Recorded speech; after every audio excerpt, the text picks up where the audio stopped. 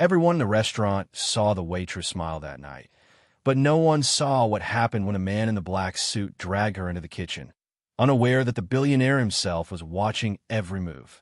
What started as an ordinary evening turned into a moment that changed everything. Power, silence, and justice colliding in one unforgettable night. The restaurant was silent except for the soft clinking of glasses and the whisper of evening rain against the windows. The scent of roasted garlic and freshly baked bread hung in the air. A young waitress moved carefully between tables, her white blouse crisp, her black apron tied neatly. Her hands trembled slightly as she placed a tray down, the weight of exhaustion pressing behind her polite smile. Then, without warning, a shadow blocked her path. A man in a dark suit stood too close, his expression cold and sharp. He leaned forward and spoke in a low, cutting tone that only she could hear. She stepped back, her breath catching in her throat. Before she could respond, his hand gripped her wrist. The tray rattled, a single glass tipping over and spilling red wine across the floor.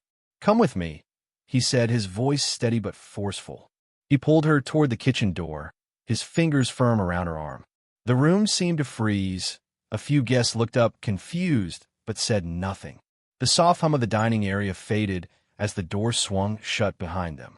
Inside, the air was cooler, filled with the metallic scent of stainless steel and simmering sauce. Fluorescent lights flickered above, casting pale reflections on the tiled walls. Her heart pounded in her chest, each beat echoing in her ears. She struggled to speak, but the words refused to leave her lips. The man leaned closer, his tone sharper now, his eyes dark with frustration.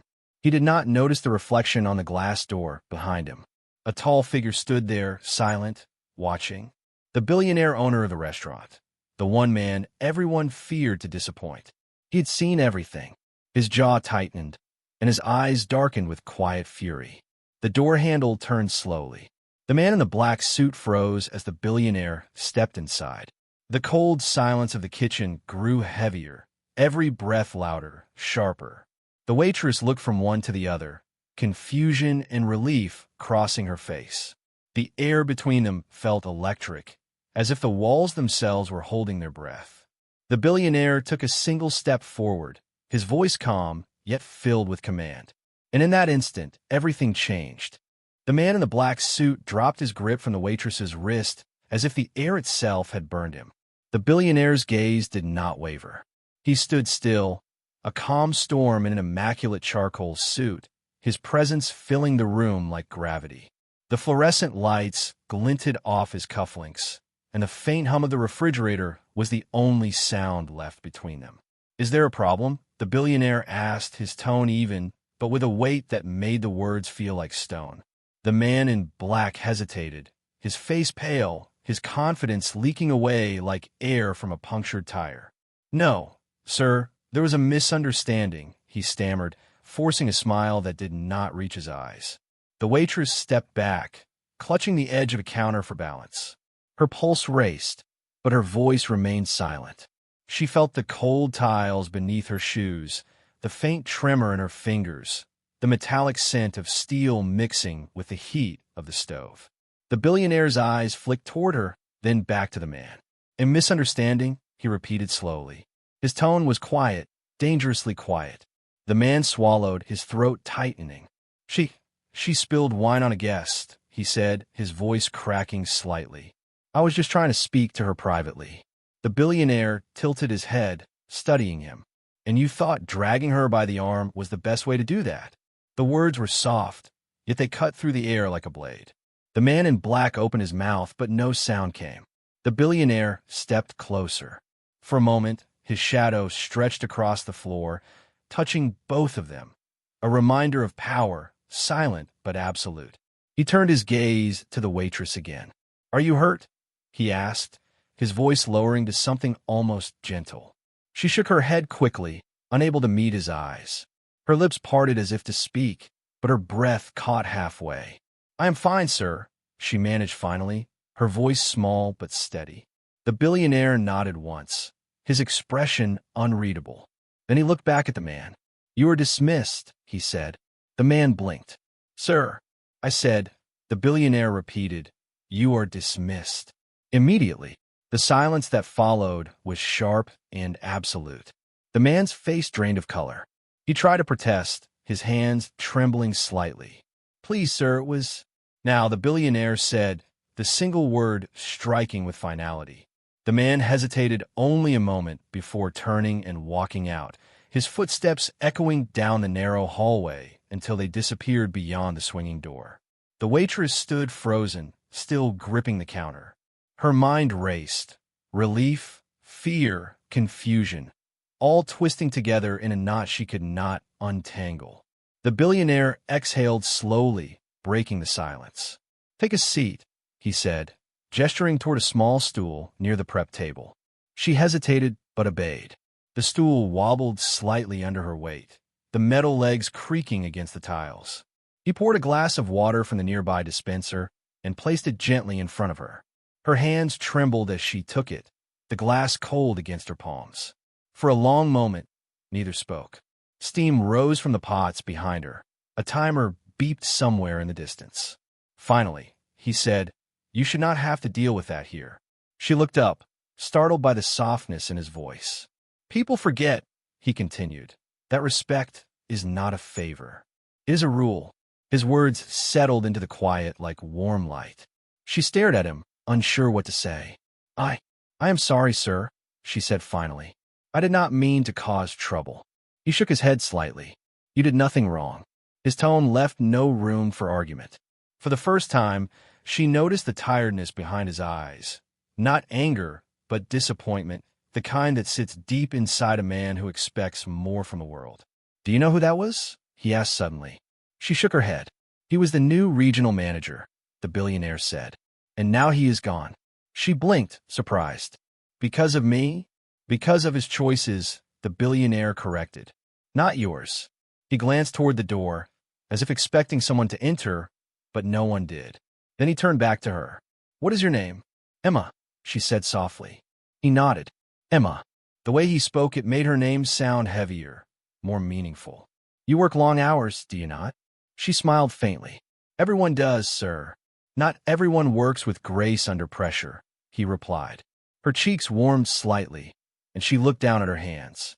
The kitchen was still. Only the faint ticking of the wall clock filled the space. The billionaire adjusted his cufflinks, the movement smooth and deliberate.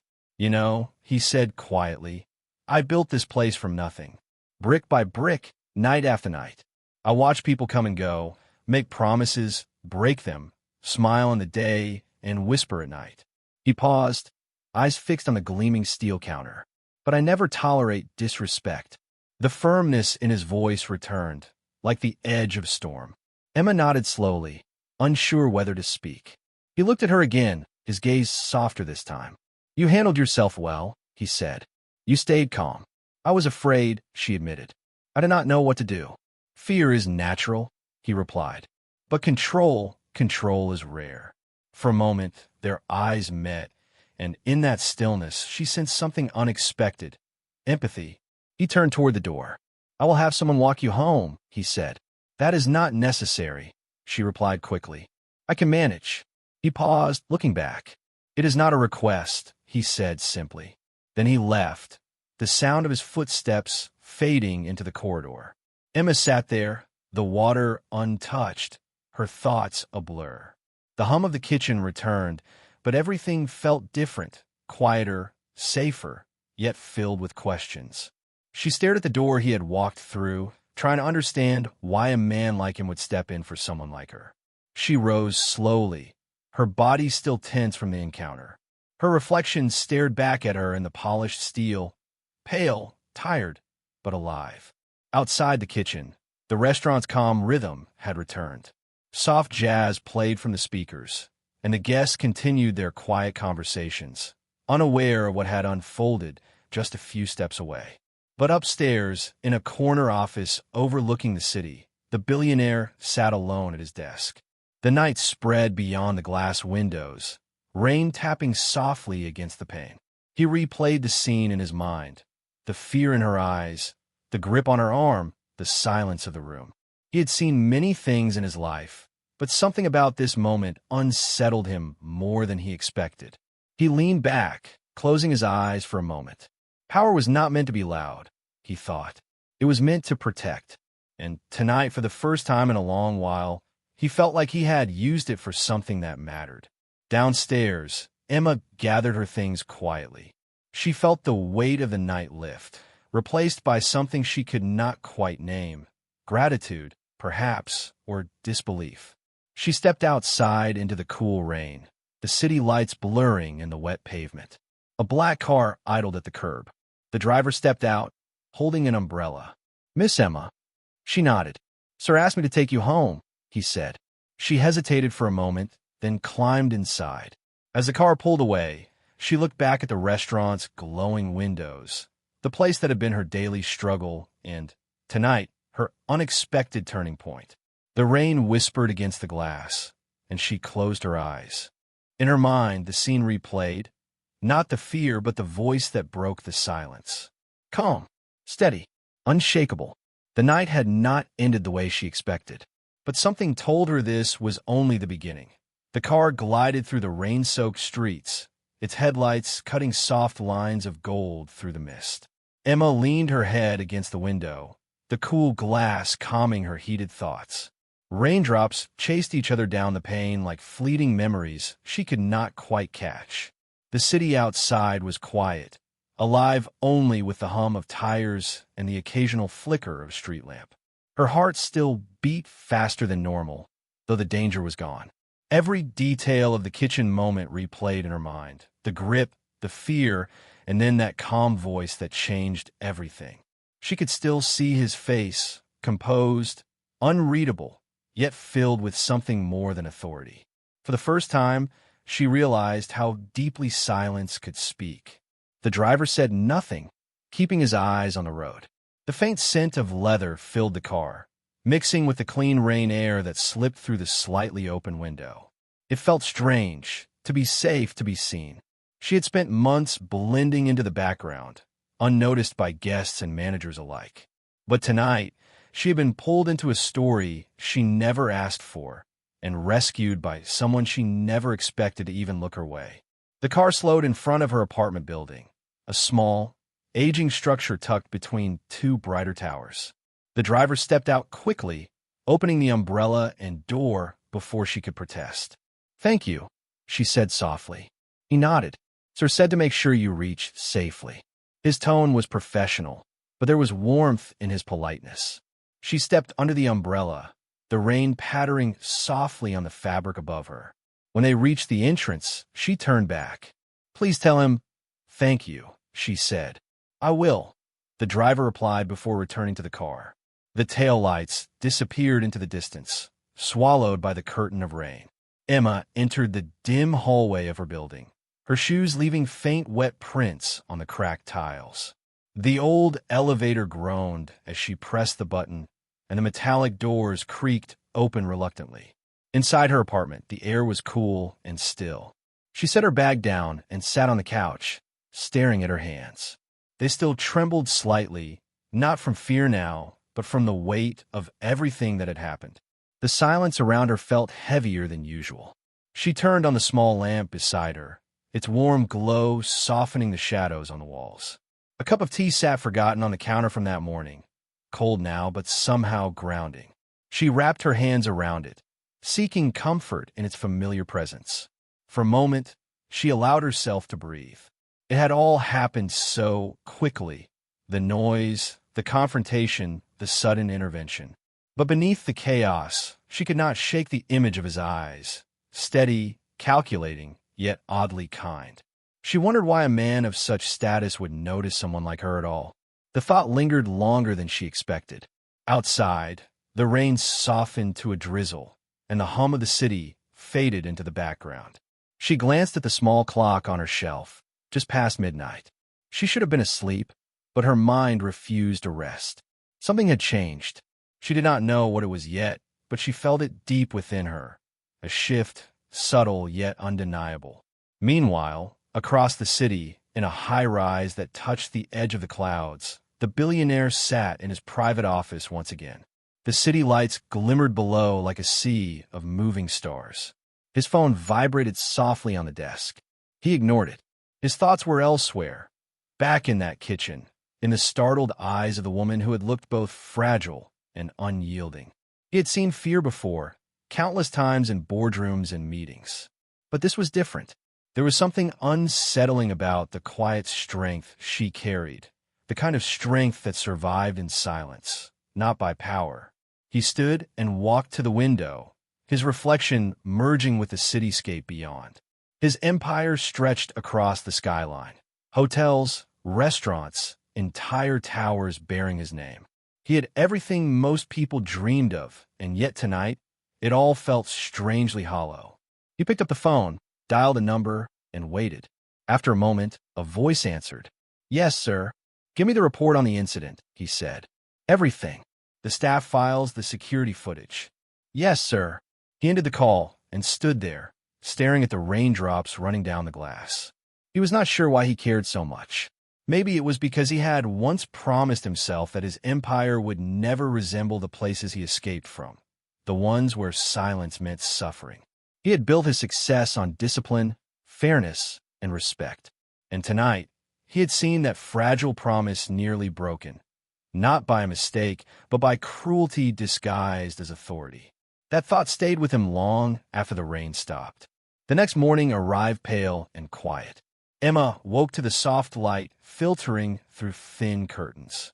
Her alarm buzzed, but she was already awake. The air still carried the faint chill of dawn. She moved slowly through her small kitchen, boiling water, making tea, the motions automatic. Her phone buzzed with a message from the restaurant's manager. "You are requested to report directly to the owner's office before your shift." Her stomach tightened. Was she in trouble? She quickly dressed in her usual uniform, white blouse, black vest, hair tied neatly, and caught the early bus back to the restaurant. The ride was quiet, the city still waking up. When she arrived, the restaurant was empty except for a few staff members setting tables and polishing glassware.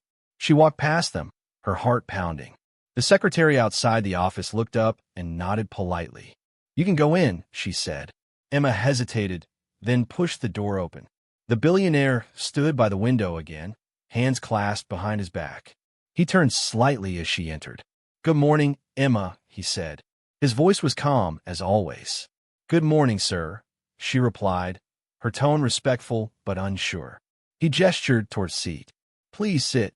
She obeyed, sitting carefully on the edge of the chair. For a moment, he said nothing. Then he spoke. "I reviewed everything from last night." Her throat went dry. "You handled yourself with restraint," he continued. "That is rare." She blinked, caught off guard. I only did what I thought was right, sir." "That is exactly why it stands out," he said. He walked around the desk and leaned against the edge, his expression thoughtful. "I believe people show who they truly are in moments they cannot prepare for."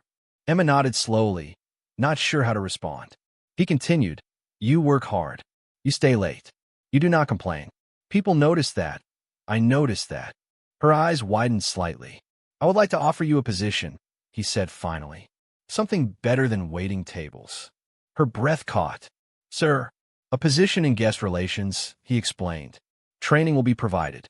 You deserve it." For a second, she could not speak.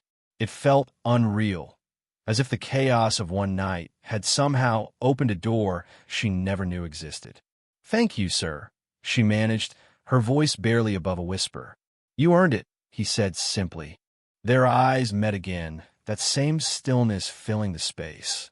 Not tension this time, but understanding. He turned back toward the window. "Report to my assistant tomorrow morning. You will begin then." She stood slowly, bowing her head. "Yes, sir." As she reached the door, he spoke once more. "Emma." She turned. He met her gaze, his tone softer. "Do not let anyone make you forget your worth again." She nodded, her chest tightening with emotion she did not fully understand. Outside the office, the world felt brighter, lighter somehow. For the first time in years, Emma walked through the restaurant not as someone invisible, but as someone seen.